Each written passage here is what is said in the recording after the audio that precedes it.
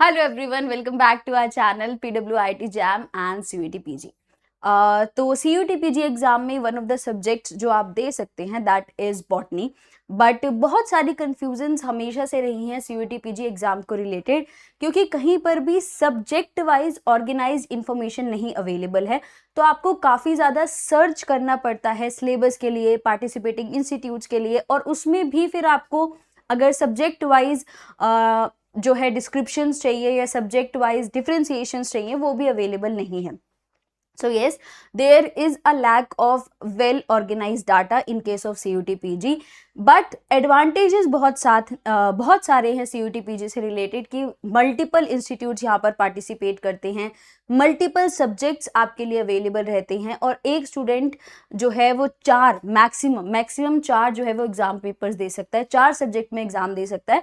तो ऑब्वियसली बहुत सारी एडिड एडवांटेजेस के साथ CUET PG का एग्जाम होता है।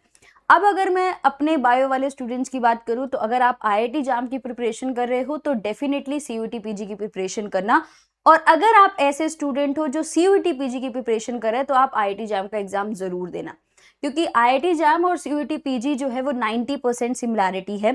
10% का जो डिफरेंस है वो automatically with the help of PYQs cover up हो जाता है। So that makes it very easy कि आप साइमल्टेनियसली 90% जो है वो सिलेबस कवर अप कर लेते हैं, and 10% you can shuffle during your revision sessions और PYQ सेशंस एज वेल। सो इस वीडियो में हम डिस्कस करेंगे बॉटनी के बारे में। CUET PG बॉटनी जो सब्जेक्ट है उसमें क्या क्या एग्जाम पैटर्न है। एग्जाम पैटर्न सबके लिए कॉमन है, कोई ज़्यादा ऊपर नीचे का डिफरेंस नहीं है। टॉप यूनिवर्सिटीज़ जो MSc बॉटनी ऑफर करती हैं एडमिशन्स में, एंड उसके साथ साथ सिलेबस क्या है। तो सबसे पहले अगर मैं शुरू करूं एग्जाम पैटर्न के साथ, तो CUET PG का जो एग्जाम होता है वो कंप्यूटर बेस्ड टेस्ट होता है। MCQs यहाँ पर आते हैं, 75 क्वेश्चंस आपको देखने को मिलेंगे, कोई चॉइस नहीं है, आपको 75 के 75 क्वेश्चंस अटेम्प्ट करने होते हैं। 90 मिनट्स का एग्जाम होता है। करेक्ट आंसर के आपको 4 नंबर मिलते हैं, और इनकरेक्ट नेगेटिव मार्किंग होती है -1 की। अनअटेम्प्टेड क्वेश्चन तो ऑब्वियसली सारे अटेम्प्ट करने, नहीं किया तो 0 ही मार्क्स मिलेंगे। टोटल मार्क्स 300 होते हैं। उसके साथ साथ मैक्सिमम पेपर, जैसे मैंने आपको बताया कि एक कैंडिडेट 4 मैक्सिमम पेपर दे सकता है। Nature of the question, subject specific knowledge. अब बात ये आती है कि मैम बॉटनी अगर है तो सिर्फ बॉटनी के क्वेश्चंस आएंगे ना। अभी सिलेबस दिखाती हूँ तो समझ में आएगा। एग्जाम मोड ऑनलाइन और CBT। तो सिलेबस की अगर मैं बात करूँ तो बहुत ही ज्यादा इन्होंने जो है ना हमें हमारे भरोसे पर छोड़ दिया है कि भाई तुम अपने आप देख लो क्या हो सकता है। तो यहाँ पर अगर मैं सिलेबस की बात करूँ तो ये है बॉटनी का सिलेबस। अब ध्यान से देखोगे तो इन्होंने बस हमें यूनिट्स मेंशन करके दे दिए हैं, बाकी यूनिट्स में क्या आना है, कौन सा आना है, कैसे आएगा, कोई मेंशन नहीं है। तो मेजरली हम CUET PG का जो रेफरेंस पॉइंट बनाते हैं, हम PYQs को CUET PG का रेफरेंस बनाते हैं कि PYQ से जज करते हैं कि कौन सा टॉपिक इंपॉर्टेंट है और कौन सा नहीं है। एंड जितना एनालिसिस अगर हम करें या समझे तो यही समझ में आता है कि जो टॉपिक IIT जैम के लिए इंपॉर्टेंट है वही टॉपिक CUET PG के लिए भी इंपॉर्टेंट है। दूसरी चीज, बॉटनी है तो सिर्फ बॉटनी के क्वेश्चन आएंगे, प्लांट रिलेटेड क्वेश्चन आएंगे नहीं। तो अगर आप यहाँ पर ध्यान से देखो, फाइकोलॉजी एंड माइक्रोबायोलॉजी, तो माइक्रोबायोलॉजी आती है, उसमें भी मैं अगर डिटेल में जाऊं तो माइक्रोबायोलॉजी में सिर्फ और सिर्फ माइक्रोब के क्लासिफिकेशंस नहीं आते, स्टेरिलाइजेशन टेक्निक्स आती हैं, बैक्टीरियल ग्रोथ कर्व आता है, बैक्टीरियल ग्रोथ काइनेटिक्स आता है, इनसे रिलेटेड भी क्वेश्चन आती हैं। जो बेसिक टेक्निक्स होती है माइक्रोबायोलॉजी की, उससे रिलेटेड क्वेश्चंस भी आते हैं यहाँ पर। Biomolecules and cell biology, biomolecule से इन्होंने स्पेसिफाई कर दिया बायोकेमिस्ट्री आएगी। एंड सेल बायोलॉजी तो लिखा है, सेल बायोलॉजी हम पढ़ाते हैं structure of plasma membrane, apoptosis, cancer, cytoskeleton system. उसके साथ साथ आपकी cell cycle, one of the most important topic, membrane structure, तो ये सेल बायोलॉजी में आता है। जस्ट यूनिट की हेडिंग्स है, उनके आगे की डिस्क्रिप्शंस नहीं है। Mycology and phytopathology, archegoniates, anatomy and angiosperm, economic botany, genetics, genetics में मेंडेलियन। मेजरली अगर मैं बात करूं डीपर लेवल पे नहीं जाते, मेंडेलियन तक ही लिमिटेड रहता है। सिंपल आपके F1 F2 जनरेशन के क्वेश्चंस आ गए, इनकम्प्लीट डोमिनेंस, को डोमिनेंस के क्वेश्चंस आ गए, तो बहुत डीपर में नहीं जाते हैं। सुपरफिशियली मेंडेलियन इनहेरिटेंस तक लिमिटेड रहता है, बट येस साइटोप्लाज्मिक इनहेरिटेंस को भी वेटेज दी जाती है, वहां से भी क्वेश्चन आता है। उसके साथ साथ molecular biology, mol bio, DNA translation transcription नहीं पढ़ा तो क्या पढ़ा। तो वो भी बहुत जरूरी है। Plant ecology and phytogeography, plant systematic, reproductive biology of angiosperm, plant physiology, plant metabolism, plant biotechnology.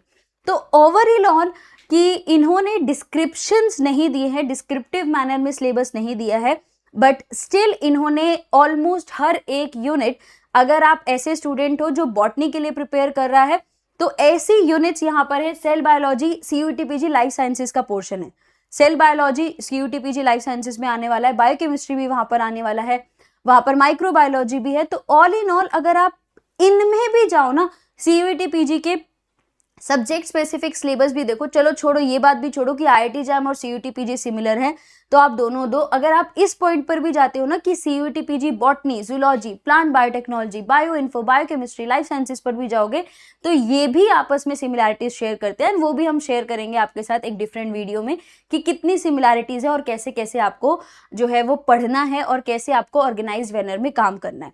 सो ये सिलेबस है। Yes, again saying that descriptions नहीं है, बस यूनिट के नाम मेंशन है। तो रेफरेंस पॉइंट होते हैं PYQs। तो PYQs से हम जज करते हैं और एनालाइज करते हैं कि किस लेवल तक क्वेश्चन जाता है, किस डीपर लेवल तक जाता है, क्या वो बेसिक वाले पोर्शंस पर ज़्यादा फोकस करता है या फिर कुछ एडवांस लेवल ऑफ टॉपिक्स पर भी जाता है। But all in all a simple analysis बहुत बेसिक पार्ट होता है CUTPG में, बहुत एडवांस लेवल के क्वेश्चंस का पार्ट नहीं होता। फिर बात आती है कि कौन कौन से इंस्टीट्यूट्स हैं जो आपको MSc इन बॉटनी ऑफर करते हैं। तो ये आपके 14 इंस्टीट्यूट्स हैं। University of Delhi, Banaras Hindu University, Hemvati Nandan Bahuguna Garhwal University, North Eastern Hill University, Mizoram University, Manipur University, Tripura University, Nagaland University, Assam University, Rajiv Gandhi University, Sikkim University, Central University of Kashmir, Guru Ghasidas Vishwavidyalaya, Mahatma Gandhi Central Universities. Followed by that इनके डिपार्टमेंट्स हैं। इनके पास डिपार्टमेंट ऑफ बॉटनी अलग है, इनका लाइफ साइंसेज डिपार्टमेंट है जिसके अंदर बॉटनी आता है। यहाँ पर भी लाइफ साइंसेज बॉटनी का अलग अलग डिपार्टमेंट्स हैं, यहाँ पर भी अलग अलग हैं। तो कुछ हैं जिनके खुद के बॉटनी डिपार्टमेंट्स हैं, कुछ हैं जो लाइफ साइंसेज के अंडर जो है बॉटनी को ऑफर कर रहे हैं। सो सभी MSc बॉटनी ऑफर कर रहे हैं। कोड ये है CUTPG पेपर कोड। अगर आप MSc बॉटनी में अगर आप एडमिशन लेना चाहते हो तो आपको CUTPG का पेपर जिसका कोड SCQ P07 है उसको देना है, दैट इज CUTPG बॉटनी का पेपर देना है। एंड अगर हम देखें तो सारी की सारी यूनिवर्सिटीज जो हैं वो सेंट्रल यूनिवर्सिटी है। और बेहद ही important point to highlight, University of Delhi and Banaras Hindu University, BHU, top institutes of our country, are offering MSc in botany through your CUTPG botany paper. So अब top universities तो target सभी का होगा, तो एक लालच और आ गई कि top university MSc botany offer कर रहे हैं, वो भी CUTPG बॉटनी के थ्रू, तो डेफिनेटली पेपर देना तो बनता है। बाकी अगर आपको और भी कोई एडिशनल डिटेल्स चाहिए तो आप कमेंट सेक्शन में बता सकते हैं। We will surely make a video or try to give answer as soon as possible. So this is about CUTPG botany.